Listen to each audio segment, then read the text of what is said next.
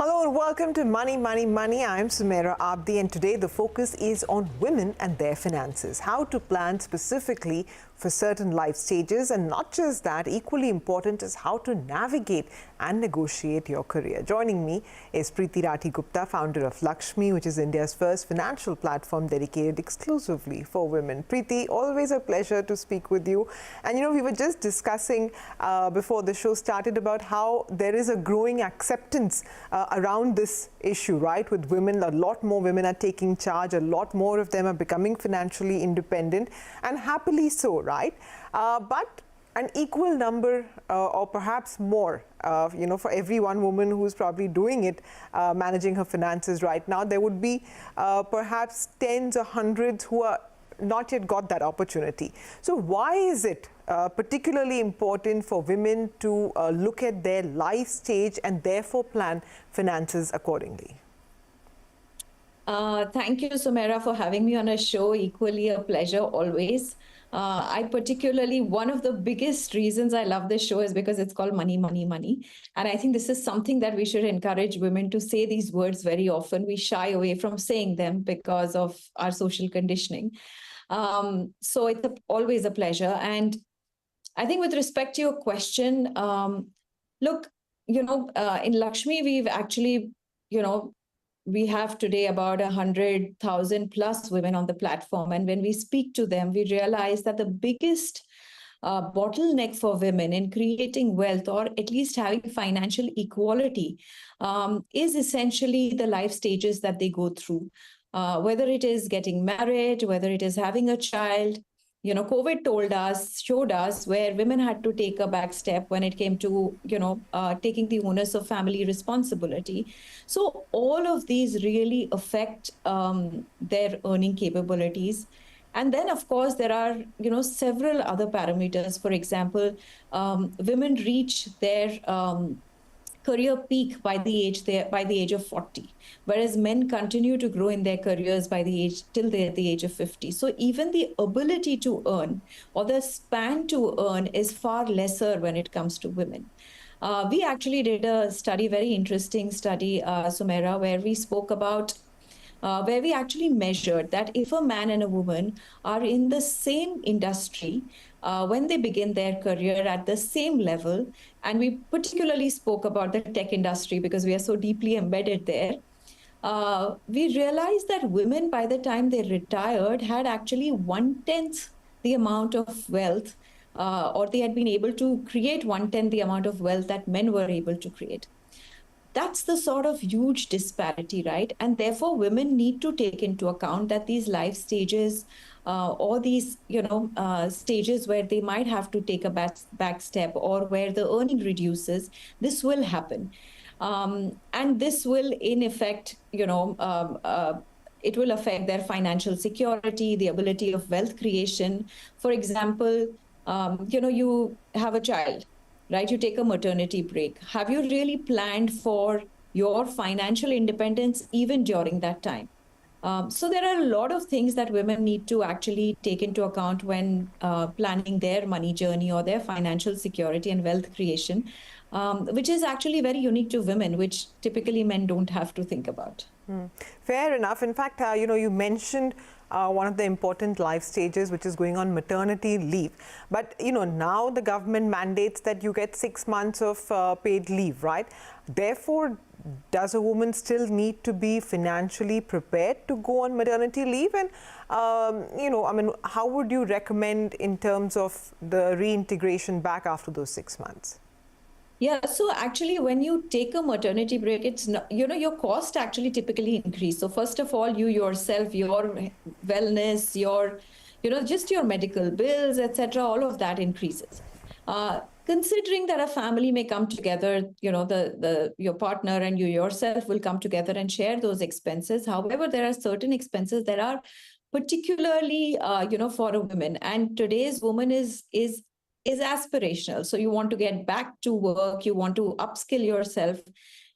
For example, we're no longer in the times where if you are sitting at home, there's nothing else you can do while when you're taking that maternity break. That could be very, very effectively used to upskill yourself. We live in a digital world, so upskilling by way of taking new courses, learning whatever next that you want to, that time can be utilized. However, all of this comes at a cost, and therefore you need to plan for that as well. It's a huge opportunity actually for women to use that window, once your first 2 months you've settled down, to use that window to actually start upskilling themselves, upgrading themselves. That helps for better integration also. While there is a lot of talk, Sumaira, about really taking that 6 months off or 8 months off, and rightly so if a woman feels very strongly about it, my personal experience, and maybe a lot of the mothers, younger mothers, especially the millennial mothers that I speak to, they actually enjoy the fact that if they are able to, or they have the opportunity to do flexi hours. Again, if you're an online, work from home, even if you're able to work a couple of hours, it just keeps you in touch with what's happening in your existing workplace. So there are a lot of ways that a woman can plan this, just the financial part as well as the upskilling and, joining the workforce again.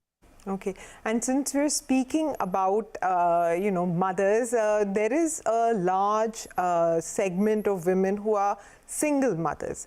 Financially, what are the important goals for them, and what is it that they should look at or plan for vis-a-vis just about any other woman? I think very, very pertinent question, Sumaira, and I think we are increasingly seeing a society where we see a lot more single mothers. And I think one of the biggest sort of worry for a mother then is the child's education. Again, typically to raise a child in India, for an average family, the cost is about anywhere between 70 to 80 lakhs. And half of that is actually the education cost. I think the one thing a single mother would not want to do is compromise on the upbringing or the education cost of her child. And therefore, I think that becomes a big bucket of her financial plan. How do you put aside money every month or every time that you're able to for your child's higher education? Again, within education, it's not just higher education. We've seen today, for example, even in that 50%, the 35, 40 lakhs cost that, that is spent on a child's education, a lot of it is actually tuition fees, which begins even in early years these days. And it's, you want to send your child to a private school, you want to send them to the best schools. Invariably, the whole tuition piece is something that is very, very common. How do you even plan for that? And therefore, for example, in LXME, we've actually created a child's education fund. What it does is it allows you to put aside money, use that because, the child education loan, business is really become very large because of this. So if you can use that as a collateral to really borrow for the child's early education, if needed, then it just makes your cost of borrowing much lower. And all the while you're not breaking your savings and you're really creating a fund which can then suffice for higher education. But it's very important for a woman to plan this. And it's not just about your child. It's also about your own, there are certain things that you need to do as a mother. For example, do you have the right safety nets? Because, if the child is dependent just on you or your source of income, have you created the right safety nets, whether it is an emergency fund that you've made sure you have, taking the right insurance, which a lot of, by the way, we did this survey, the LXME Women and Money Power Survey, where we found that almost 60% women in our country have no insurance, no health insurance and no term or life insurance. Health insurance is very, very important for every woman, every person to take. But a woman even more so, and a single mother even more important. So having, the right safety nets that are created, and the ability to then create a financial plan, which then allows you to put your money into asset classes like equities, because you already have these safety nets. So I think that planning gets even more rigorous for a single mother. And thankfully, we have all these tools today where she can efficiently use them to, do this journey. Okay, and Preeti, the other big goal for just about anyone is retirement planning. Is it significantly different for women and men? Absolutely, Sumaira. Like I said, so first of all, let's look at a little bit in terms of the statistics, right? Women typically outlive men on an average by 4 to 5 years, which means a longer retirement. Like I explained before, by the time they retire, they actually tend to retire with a lesser corpus because of the money choices that they've made. Typically, women put money, all their savings into, asset classes which are not beating inflation.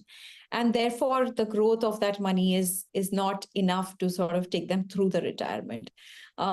So definitely, I think women need to look at that retirement planning far more aggressively and early on, as soon as they start earning their money.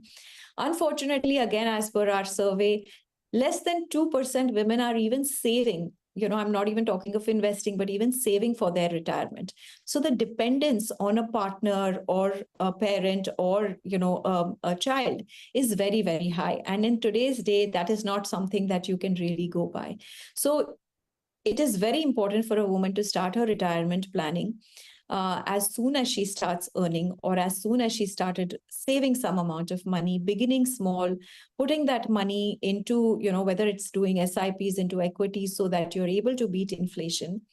As well as, once again, the importance of creating these safety nets. The first thing we advise women is create an emergency fund, get your insurance in place, and then start building your retirement fund.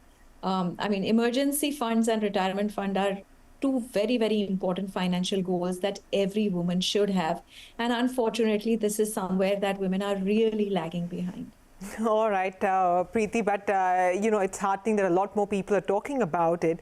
At least that conversation at least has started. A quick break. Preeti will continue to stay on with us, and on the other side, we'll talk about not just how to financially plan for various life stages, but how to earn more, how to maximize your career opportunities. All of that is lined up next. Stay tuned.